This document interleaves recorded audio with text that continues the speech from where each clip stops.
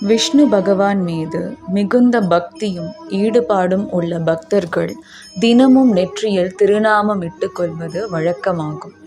மனித உடலானது ஒரு நாள் மண்ணோடு மண்ணாக போய்விடும் என்பதை அறிந்து மாதவனின் பாதங்களை பற்றி கொள்ள வேண்டும் என்பதே அதன் தாத்பரியமாகும். இதில் வெள்ளை கோடு பகவான் ஸ்ரீ விஷ்ணுவையும், நடுவிலுள்ள சிவப்பு கோடு மகாலட்சுமி தாயாரையும் குறிக்கும்.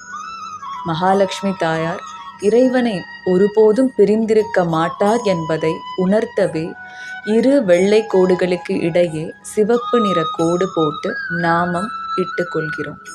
இதை தரிப்பதன் மூலம் மகாவிஷ்ணு மற்றும் மகாலட்சுமி இருவரின் அருளையும் ஒரு சேர பெறுவோம் என்பது ஐதீகம்.